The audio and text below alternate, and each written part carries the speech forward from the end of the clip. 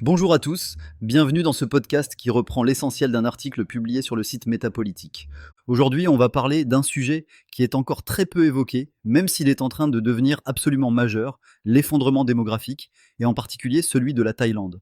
Et quand je dis effondrement, je ne parle pas d'une petite baisse passagère. On parle d'un pays qui est en train de plonger à des niveaux de fécondité parmi les plus bas de la planète et qui le fait plus vite que beaucoup de pays qu'on cite toujours en exemple, comme le Japon ou la Corée du Sud.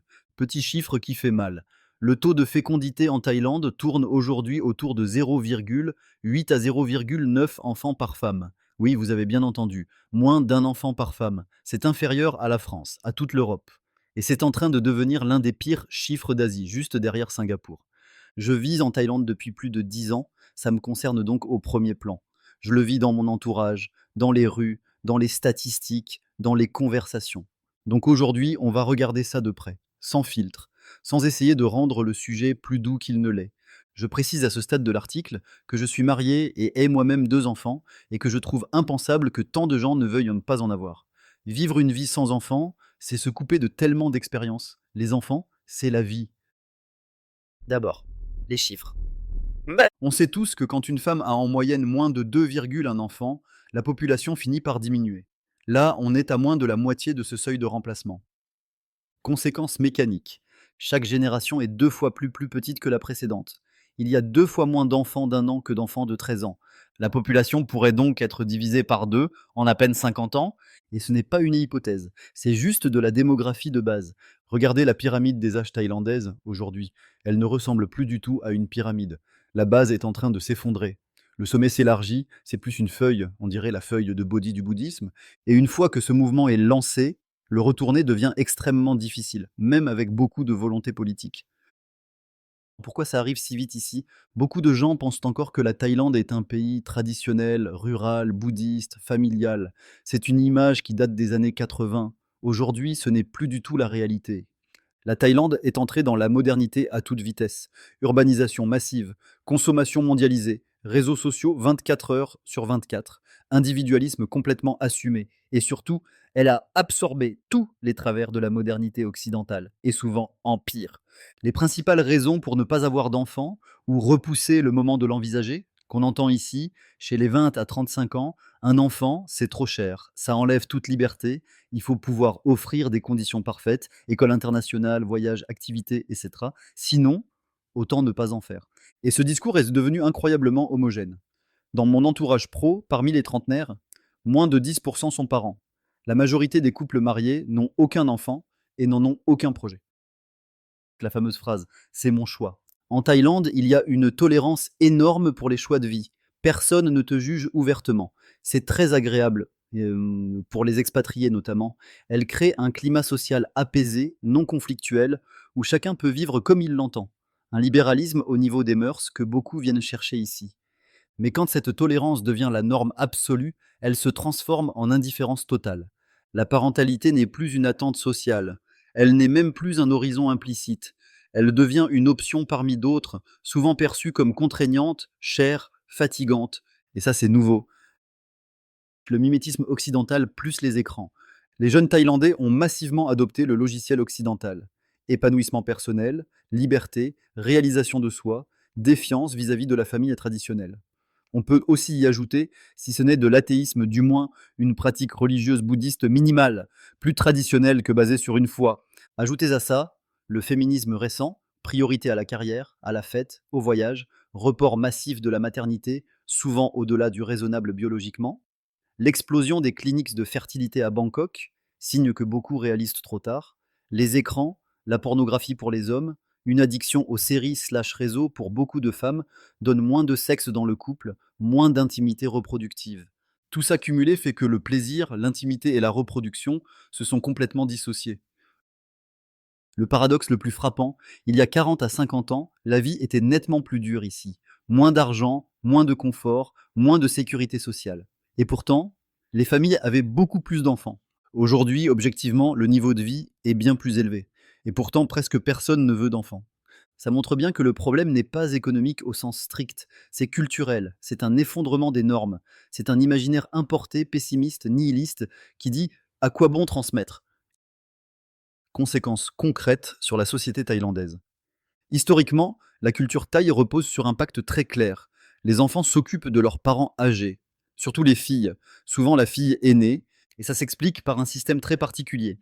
La dot est inversée par rapport à ce qu'on connaissait en Europe ou en Inde. C'est la famille du mari qui verse une dot à la famille de la femme.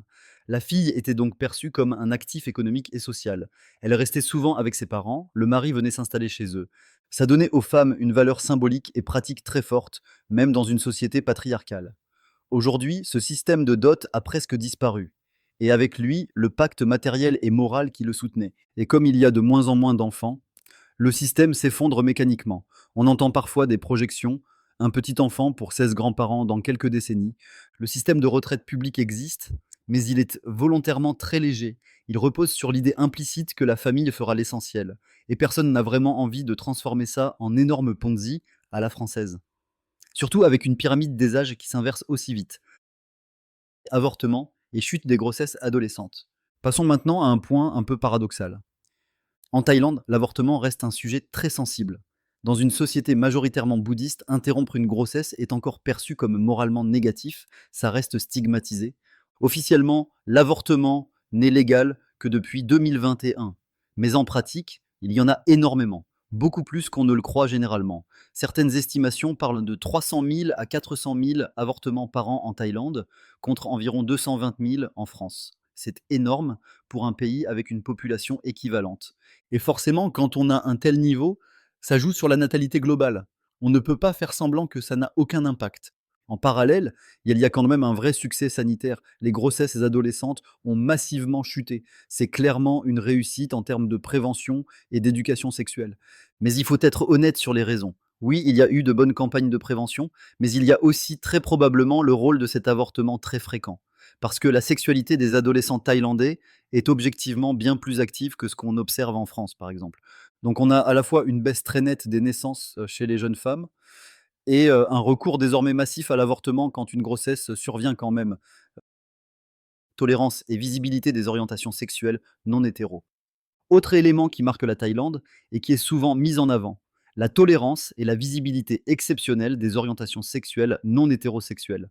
L'homosexualité, la transsexualité, avec la figure très connue des Katoi, les ladyboys, sont parmi les plus visibles au monde, surtout quand on compare avec le reste de l'Asie du Sud-Est, où les pays les plus peuplés sont musulmans. Des enquêtes récentes estiment que 8 à 9 de la population thaïlandaise s'identifie comme non hétéro. C'est largement supérieur à ce qu'on voit dans la plupart des pays occidentaux, où on est souvent entre 1 et 3 pour les couples homo en Occident, par exemple.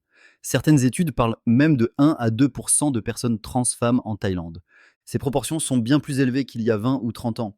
Maintenant, il faut quand même faire la distinction entre la réalité et la visibilité. Cette grande visibilité se concentre surtout dans les zones urbaines, à Bangkok, dans les quartiers touristiques, là où il y a beaucoup de jeunes adultes. Ça crée un effet loupe. Sur le plan religieux, la Thaïlande est majoritairement bouddhiste. Et le bouddhisme n'a jamais valorisé les orientations qui s'écartent de la norme hétérosexuelle reproductive. Il les tolère, oui, plus que les autres grandes religions, c'est vrai. Mais il ne les promeut pas. C'est une tolérance pragmatique, culturelle, sociale, pas une reconnaissance morale ou doctrinale. Le bouddhisme thaïlandais est neutre sur tous ces sujets, il n'encourage pas particulièrement la natalité non plus. Historiquement, dans les familles thaïlandaises, la tolérance envers les sexualités alternatives reste ambivalente.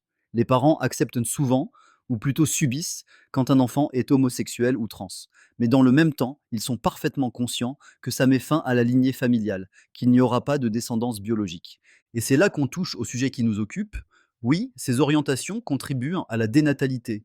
Pas d'enfants biologiques, adoption quasi inexistante dans ce contexte. Cette contribution reste secondaire cependant. Le vrai moteur de l'effondrement démographique thaïlandais, c'est l'effondrement général du désir d'enfant chez l'immense majorité de la population, y compris chez les hétérosexuels. Facteurs démographiques et économiques. On arrive maintenant à un aspect très concret. La crise de la fertilité ne touche pas toute la Thaïlande de la même façon. Elle crée des différences énormes selon les régions, selon les milieux sociaux, selon l'économie locale. Et paradoxalement, ces différences arrivent à masquer temporairement à quel point la situation est grave, tout en l'aggravant très profondément sur le long terme. C'est un phénomène qu'on retrouve presque partout dans le monde, même dans des pays encore très dynamiques démographiquement. Dès qu'une population s'urbanise massivement, elle change, elle s'individualise. La ville fait plusieurs choses en même temps. Elle affaiblit la pression de la famille élargie, elle réduit le contrôle social informel, elle transforme la famille, qui était une évidence collective, en un choix purement personnel. Forcément, quand la famille est loin et dispersée, elle a moins de poids. Et puis soyons réalistes, élever des enfants dans un petit appartement en ville, c'est objectivement beaucoup plus compliqué que dans une maison avec un terrain à la campagne. Partout où l'urbanisation avance, on observe presque systématiquement les mêmes conséquences. Recul de l'âge au mariage, report de la parentalité, parfois très loin, valorisation extrême de l'autonomie individuelle, hausse du coût perçu d'un enfant et au final baisse mécanique et durable de la fécondité. Ce lien entre urbanisation, individualisation et dénatalité est aujourd'hui l'un des faits les plus solides et les plus universels de la démographie contemporaine. Les très fortes disparités géographiques et sociales. Bangkok, c'est le cas le plus frappant. La capitale concentre une part complètement disproportionnée de ce qui reste de vitalité démographique apparente dans le pays. Bangkok reste relativement jeune, elle est dynamique, elle est hyper mondialisée, elle attire énormément d'expatriés. Ces derniers sont surtout des visiteurs, souvent des retraités, pas des gens destinés à rester et encore moins à s'assimiler. La Thaïlande attire par contre une très grosse main-d'œuvre venue des pays voisins plus pauvres, Laos, Myanmar, Cambodge. Ces travailleurs sont souvent jeunes et décident souvent de faire des enfants et s'installer durablement ici. Du coup, quand on se promène dans Bangkok, on peut avoir l'impression que la société est encore démographiquement vivante, pleine d'énergie. Mais cette impression est largement artificielle. Il y a une forte concentration de jeunes, très peu de personnes âgées, retournées dans les villages. Et elle repose sur des apports extérieurs, souvent temporaires, et pas sur une vraie reproduction de la population thaïlandaise elle-même. À l'opposé, dans les campagnes, dans les villages, c'est une autre réalité. Ils se vident petit à petit de leurs forces vives. Aujourd'hui, ce sont surtout les personnes âgées qui restent. Parfois, ce sont des grands-parents qui s'y occupent des petits-enfants parce que les parents sont partis travailler en ville, mais ce phénomène est au final bien moins présent qu'il y a 20 ans. Cette solidarité intergénérationnelle, qui a longtemps été le ciment de l'équilibre social thaïlandais, est en train de s'épuiser. Les grands-parents vieillissent, il y a de moins en moins d'enfants et le modèle atteint ses limites. Ce contraste très fort entre Bangkok et la campagne masque encore la réalité nationale. Mais il ne la contredit pas. La Thaïlande ne compense pas sa dénatalité par une immigration massive venue de cultures très éloignées. Sa population reste encore relativement homogène. Les immigrés viennent majoritairement des pays limitrophes, Laos, Cambodge, Myanmar. Ils sont culturellement, ethniquement, religieusement assez proches. Et ça, aujourd'hui, c'est sans doute l'un des tout derniers atouts démographiques du pays, croissance sélective des populations musulmanes. Pour l'instant, la Thaïlande conserve encore une relative homogénéité culturelle et ethnique. C'est un des derniers éléments qui la distingue de beaucoup de pays occidentaux. Mais dans ce paysage de déclin généralisé des naissances, il y a une exception qui devient de plus en plus visible, la population musulmane. Elle croît à un rythme qui commence à être vraiment perceptible. Et ça se voit particulièrement dans les zones urbaines. On remarque de plus en plus de jeunes femmes voilées, ce qui était beaucoup moins fréquent il y a encore 10 ou 15 ans. Les provinces du sud, celles qui sont limitrophes de la Malaisie, sont majoritairement musulmanes et affichent de très loin la fécondité la plus élevée du pays. Mais ce n'est pas seulement ces provinces frontalières, c'est tout le sud qui est concerné par ce dynamisme démographique plus marqué. Un autre élément joue un rôle actif dans cette évolution. Certains pays, dont l'Arabie saoudite, financent la formation d'imams thaïlandais, la construction de mosquées et plus largement une structuration religieuse beaucoup plus orthodoxe et normative. L'islam thaïlandais était historiquement assez syncrétique, assez souple, mélangeant des pratiques locales, animistes, bouddhistes. Ce n'est plus tout à fait le cas aujourd'hui. Même si c'est encore assez peu documenté dans les médias mainstream, on observe sur le terrain des changements très nets, notamment dans des régions comme Krabi ou Phuket. Des pratiques et des signes religieux qui étaient auparavant rares dans l'islam thaïlandais. Le port de la djellaba, la barbe teinte au henné rouge, des codes vestimentaires et comportementaux associés à des courants salafistes ou wahhabites. Les touristes qui reviennent régulièrement dans le sud de la Thaïlande depuis 20 ans le remarquent très clairement. Ce n'est pas une impression subjective, c'est une évolution visible, tangible, pas un phénomène marginal. Il s'agit d'un écart démographique qui se creuse progressivement. Et cet écart met en lumière, par un contraste très fort, l'effondrement des naissances dans la société majoritaire bouddhiste. Et maintenant, que devrait faire le gouvernement? Honnêtement, Je suis très méfiant des interventions étatiques massives. La liberté individuelle, le refus de l'ingénierie sociale sont des principes importants pour moi. Mais quand une nation arrive à un seuil où elle risque littéralement de ne plus se reproduire, l'inaction devient aussi une décision politique très lourde. Les leviers les plus réalistes aujourd'hui, des allocations familiales significatives, c'est une solution simple, non coercitive.